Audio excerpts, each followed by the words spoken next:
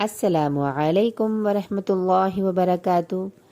پیارے پیارے ننھے منھے ساتھیوں، آپ کیسے ہیں؟ اللہ تعالیٰ آپ کو ایمان کی اچھی حالت میں رکھے، آمین۔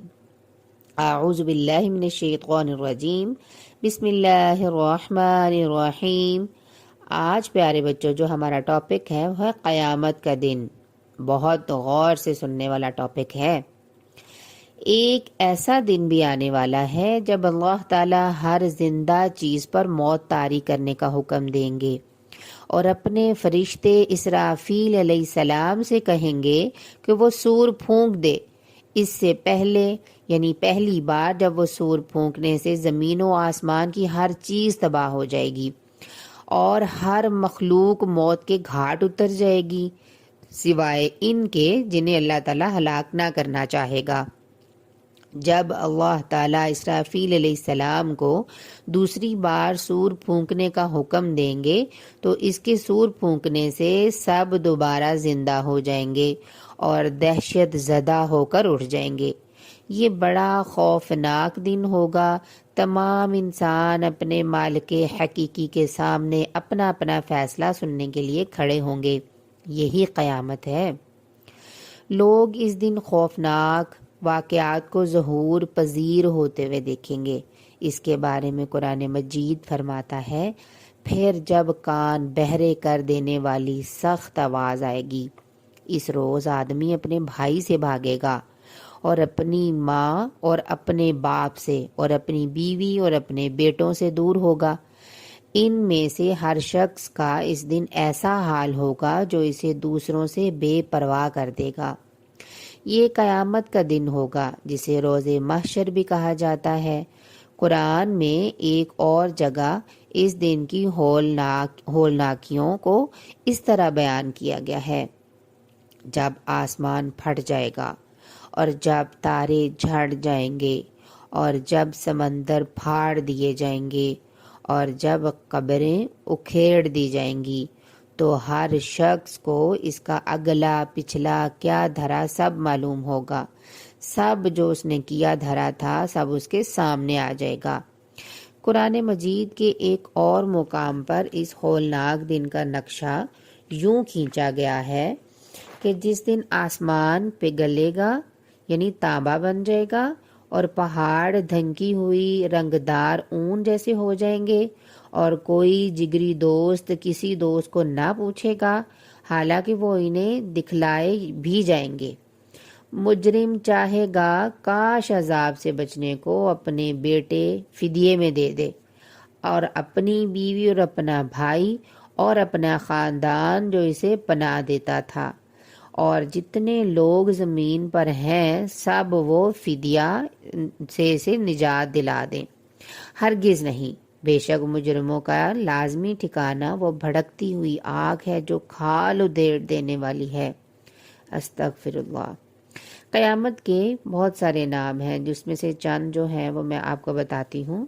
یوم الدین بدلے کا دن، یوم الفصل فیصلے کا دن، یوم الحساب حساب کا دن، الحاقہ ثابت ہونے والی، الغاشیہ چھا جانے والی، یوم الآخر آخری دن، الواقعہ واقعہ ہونے والی، اور الساعہ خاص گھڑی۔ قیامت کے روز سب لوگ بغیر لباس کے ننگے پاؤں اور بے ختنہ اکٹھے کیے جائیں گے۔ سورج ان کے سروں سے 1 میل کے فاصلے پر ہوگا۔ وہ پسینے میں ڈوبے ہوئے ہوں گے۔ اس پسینے کی گہرائی دنیا میں کیے ہوئے اعمال بد کے حساب سے ہوگی۔ تاہم 7 قسم کے لوگ عرش الہی میں کے سائے میں ہوں گے۔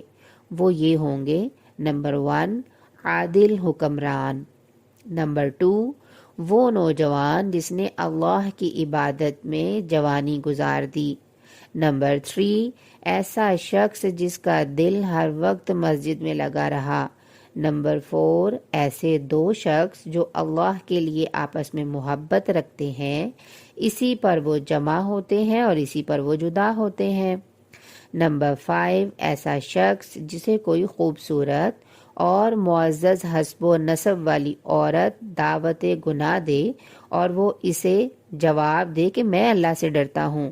نمبر 6، وہ شخص جو اس طرح چھپ کر صدقہ کرے کہ بائیں ہاتھ کو بھی خبر نہ ہو کہ دائیں ہاتھ نے کیا خرچ کیا ہے۔ نمبر 7، ایسا شخص جو تنہائی میں بیٹھ کر اللہ کو یاد کرے اور اس کی آنکھوں میں آنسو تیرنے لگے۔ قیامت کے روز لوگوں کو اپنے اپنے اعمال نامے بھی ملیں گے۔ نیک لوگوں کو ان کے اعمال نامے دائیں ہاتھ میں پکڑائے جائیں گے، جنہیں پڑھ کر وہ بے حد خوشی اور اطمینان محسوس کریں گے، لیکن برے لوگوں کو ان کے اعمال نامے عقب یعنی پچھلی جانب سے ان کے بائیں ہاتھ میں پکڑائے جائیں گے۔ پھر ایک ترازو نصب کیا جائے گا جس میں سب لوگوں کی نیکیوں اور برائیوں کو تولا جائے گا، کسی کے ساتھ ناانصافی نہیں کی جائے گی۔ اللہ تعالیٰ اس روز اپنی ساری مخلوق کے ساتھ مکمل انصاف سے پیش آئیں گے، کیونکہ وہ بہترین جج ہے۔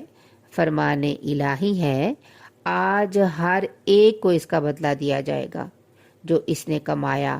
آج کوئی ظلم نہیں ہوگا، بلا شبہ اللہ جلد حساب لینے والا ہے۔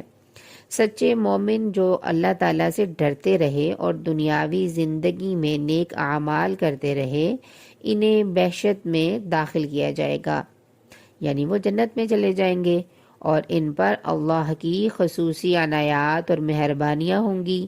کافروں، سرکشوں اور گناہ گاروں کو عدل و انصاف کے مطابق دوزخ کی آگ میں جھونک دیا جائے گا۔ پیارے بچوں، آج ہم نے سنا قیامت کے بارے میں کہ اس کی کتنی بڑی بڑی ہولناکیاں ہیں۔ اس کے ساتھ ہی اجازت چاہوں گی، نیکسٹ ایپیسوڈ میں انشاءاللہ حاضر ہوں گے، اور آپ نے اس ویڈیو کو سینڈ کرنا ہے اپنے دوستوں میں، اور سبسکرائب بھی کرنا ہے، لائک بھی کرنا ہے۔ انشاءاللہ ایسی ویڈیوز کے ساتھ دوبارہ پھر حاضر ہوں گے۔ جزاکم اللہ خیر۔ السلام علیکم ورحمۃ اللہ